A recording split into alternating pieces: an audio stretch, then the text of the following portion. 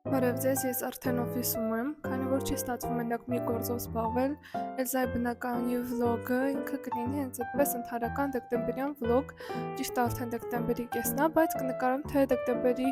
երկրորդ կեսը ոնց է անցնում ու ամբողջական մեծ վլոգ կտեսնեք։ Հուսում եմ ձեզ դուր կգա։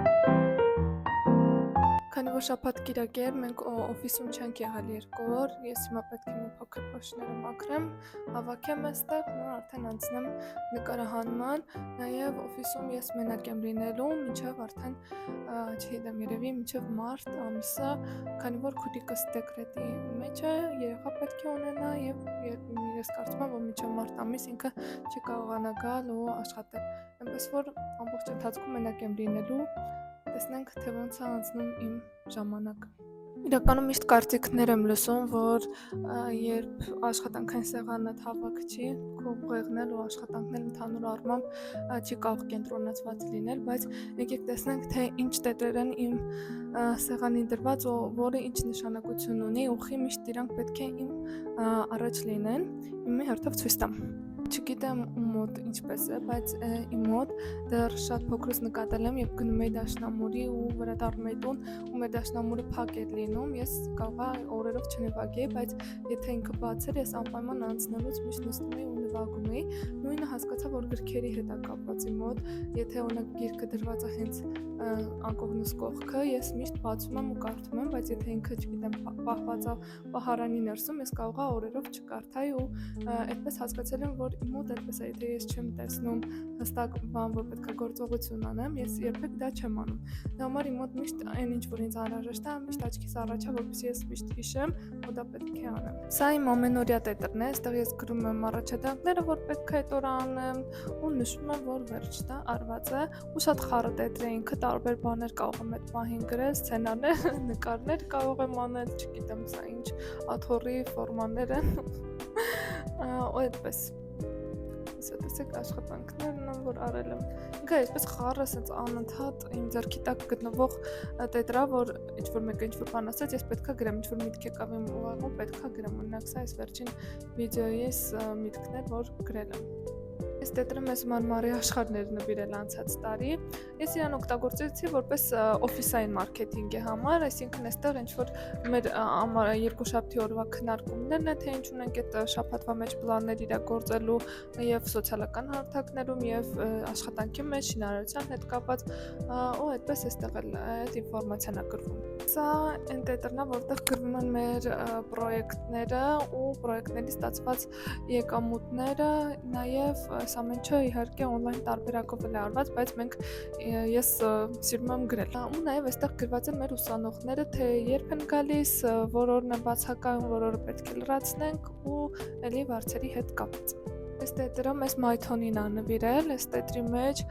ես շատ եմ սիրում, ինքը այս տետրերից է, որ պետք է, չգիտեմ, նկարներ անես, գծես, թե չգիտեմ ինչի համար է նախատեսված ճիշտ ասած այս տետրերը, ես իրա մեջ գրում եմ ու ինքը իմ համար մոտիվացիոն տետր է, ես այստեղ գրում եմ ինքս ինձ նամակներ, չգիտեմ, ինչ-որ անհանգստություններ, որ այդ պահին ունենում եմ, գրում եմ ու փորձում եմ այդ անհանգստություններին ավելի դրական տարբերակով նայել, էլի շատ լավ տետր է, ես երբեմն բացում եմ, կարդում եմ նախորդ գրածներս, իրանք ինձ մոտիվացնում են, որտեվ երբ ստեղծագործում ես, շատ հաճախ է կորում քո այդ մոտիվացիան, հետաքրքրությունը, գաղափարները ու այս տետրը ոնց որ ինձ օգնում է, որ ես ազատվեմ իմ այդ ավելորդ էմոցիաներից։ Սա իմ էսքիզների sketchbook-ն է, ընկերուհիս է նվիրել, երբ նախորդ օֆիսում էի աշխատում, այստեղ լիքը տարբեր էսքիզներ կան արված եւ աթոռների եւ նախագծերի հետաքրքիր ինչ-որ առաջարկներ, չգիտեմ, էսքիզներ են ամբողջությամբ, մտորումներ էլ կան, ինչ-որ քայլեր կան եւ աշխատանքի մեջ եւ անձնական հարցերում, ինքը էլի այտենց իմ մոտ մի բանը մի բանի համար չի աշխատում, միշտ օգտագործում եմ տարբեր նպատակներով, բայց այս sketchbook-ի մեջ շատ հետաքրքիր իդեաներ կան թաքնված, վերջին պրոյեկտներից արված, եթե կտեսնեք, այս բանի ստելաժի գաղափարը, եթե չեք տեսել, Instagram-յան էջում ես գցել եմ, մեր այդ նախագիծը իրականացված, հիմա սա sketchbook-ն է, որ պետք է լինի ձեռքից տակ։ Ծագրեր են, իրանք այդքան շտապ պրոյեկտ չի, բայց էլի թողել եմ իմ աչքի առաջ, որ անպայման իրան իրականացնեմ, կարծում եմ հուսով եմ այս տարվա մեջ կհասցնեմ ու կանեմ այս պրոյեկտը ինքը փոքր խոհանոցը։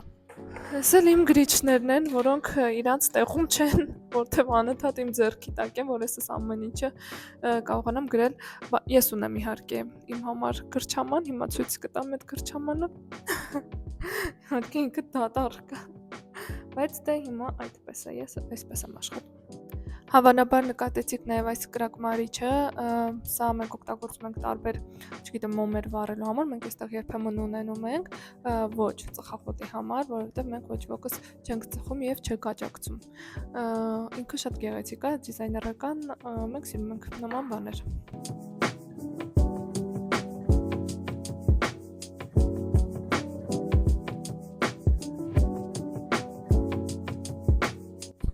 Քանի որ քույրս այստեղ չի, ես իրա տետրերը կպահեմ,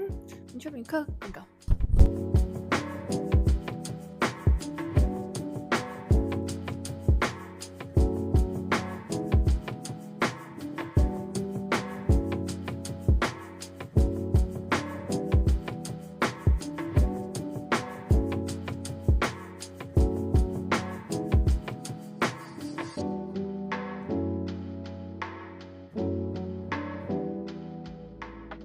Հիմա ժամանակն է, որպեսզի ես միացնեմ իմ համակարգիչը ու արդեն սկսեմ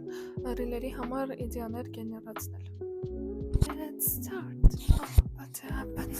Երևի նկատեցիք, որ իմ առաջ դրված է լրիվ այլ տետր, սա իտալոնից ենք ստացել։ Այս տետրի մեջ գրում եմ ես իմ անձնական էջի ռիլերի սցենարները, նաև պուբլիկացիաների սցենարները ու տարբեր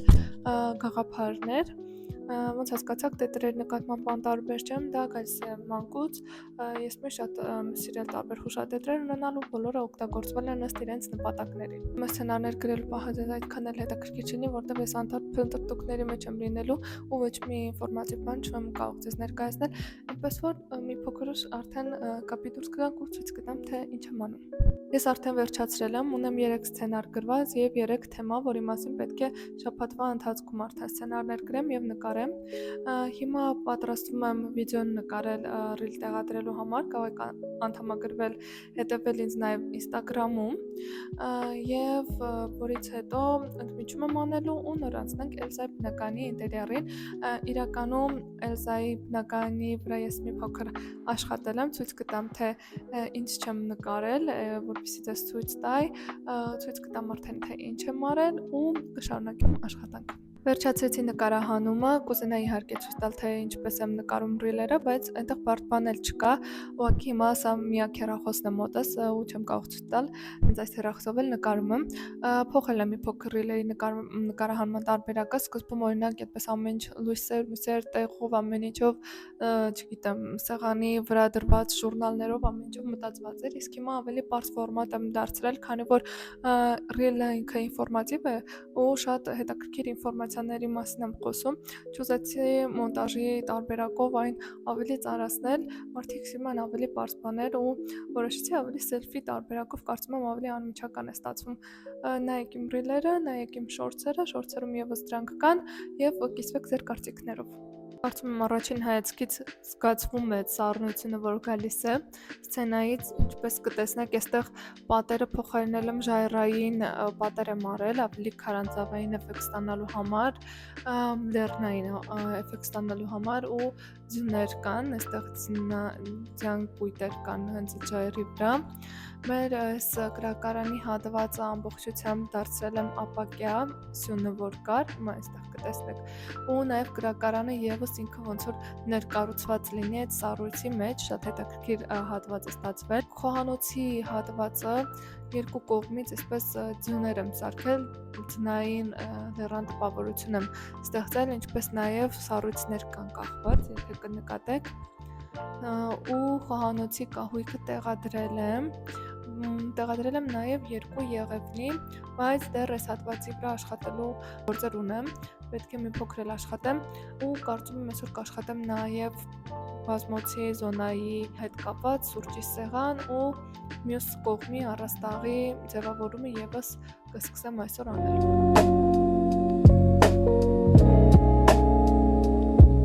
Հիմա աշխատում եմ սուրճի սեղան եմ փնտրում, մի քանի տարբերակներ կընտրեմ ու միասին արդեն կնայենք, տեսնենք թե որն է ավելի համապատասխան այդ տարածքին։ Սա առաջինը որպես տարբերակ, սա այսպես մասիվ ծառի էֆեկտով սեղան է, իրականում ես հենց այսպես էլ պատկերացնում էի, այնպես որ սա ամենաշատն է դուրս եկել, առաջինը սա կփորձարկենք։ Սա հետաքրքիր համադրություն է փայտի ու ապակի, իհարկե փայտը մի քիչ այդքան լավ չի ստացված, բայց ես կփոխեմ տեքստուրան եւ արդեն տեսք կարծում եմ կփոխվի, եթե իհարկե սիրուն լինի, մոտը մի քիչ կասկածում եմ։ Այս տարբերակը եւս լավն էր, սա նախքան ամենասկզբում էի տեսել փայտի, որպես էլի մասիվ փայտի տարբերակ, էլի հետաքրքիր է, բայց կարծում եմ մի փոքր զիջում էր չափերով, պետք է փոփոխություններ անեմ, դրա համար առաջնային հաստատ կփորձեմ սա ու հետո արդեն մնացածը։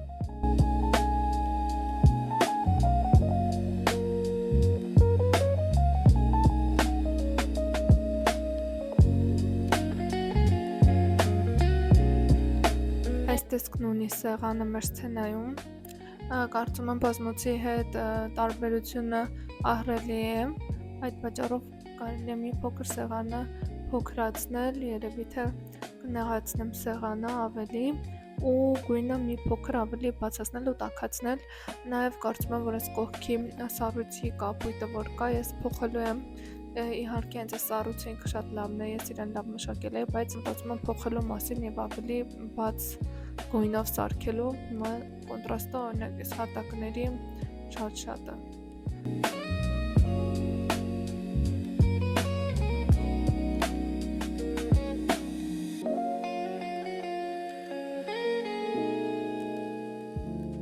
Ես արդեն մոտ 2 ժամն է ինչ աշխատում եմ նախագծի վրա ու արդեն մտնել եմ, ուզում էին իհարկե ընթացքից վիդեոներ անենք, բայց հեռախոսի մարտկոցը նստել էր ու այդպես դրել էի զարյատկին, մոռացել էի, հիմա ձեզ ցույց կտամ թե ինչեր եմ ամենացրել, սենան արդեն բավականին տաքացել է, փոփոխություններ եմ արել որոշակի, ինձ շատ է դուր գալիս, մտածում եմ, որ երևի թե ծանհանգույցները չեմ անելու լոգարանը, բայց տեսնենք կարող է տրամադրություն ունենամ ու անենք, եթե չէ, ուրեմն այսքանով ընդհանուր հյուրասենյակ, ննջասենյակ խոհանոցով կավարտեմ նախագիծը, մենակ մի պատ է մնացել, որ ընդհանրապես դիզայն չեմ տվել, մյուս անգամ կգամ արդեն այդ պատի վրա կաշխատեմ ու առաստաղի վրա կաշխատեմ, երևի մի փոքր դեկորատիվ հատվածները կմշակեմ, լույս, նյութ ու կդնենք ռենդի։ Այսօր հիմա ձեզ ցույց կտամ թե ինչ եմ արել եւ վերջում արդեն ունեմ ռեալ պրոյեկտ ռենդի դնելու, կդնեմ ու կավարտենք ու կգնամ տուն։ Ահա մեր սցենան, այստեղ կտեսնեք տարբեր կամերաներից կադրեր, սա 1 կադր, 2, 3, սա վերևից տեսքն է, տեսեք ես հատվածում ավելացրեցի եղևնի, ինքը հենց եղևնի չի, ավելի շատ դեռագործ աշխատանք է, այսպես ասված փայտից է պատրաստված, սպիտակ գույնով է արված, այստեղ այն սեղանը դրեցի, բայց փայտային տարբերակը փորձեցի ավելի բաց դուրս չեկա, վերջում մտածեցի, որ շատ հետաքրքիր կլիներ, եթե այս հատակի կտորից լիներ նյութը, այսինքն կստացվեր, որ կտրված է հենց այս բանից, սառույցից ու տեղադրված է այդտեղ, արեցի ու շատ սիրուն է ստացվել, սա ռենդերով կտեսնենք, սա եւս փոխեցի, եթե հիշում եք այն ժամանակ ավելի շատ կապույտներ գերակշռում, քան սպիտակը, հիմա հակառակն է, սպիտակն ավելի շատ է գերակշռում, քան կապույտը, այստեղ կրակարանի հրակը մի քիչ բարձրացրեցի, գույնը ավելի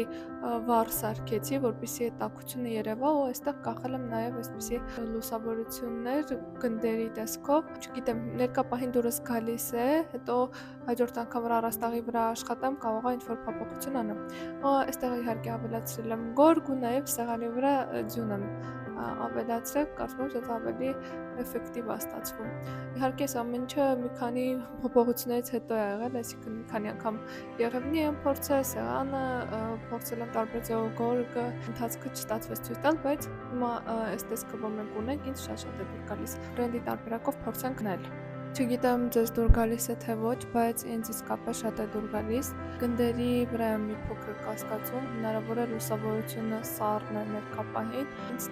տաքություն է պակասում սցենայում, դա կավելացնենք իհարկե։ Հաջորդ անգամ արդեն կաշխատեմ այս առաստաղի վրա, կտեսնենք ինչքան ինքը բացը ու ոչ մի բան չկա արված, իրա վրա պետք է աշխատեմ, հասկանամ ինչ անել, եթե նկատել եք, հենց խոհանոցի առաստաղը եւս ձյուն է արված վերևում,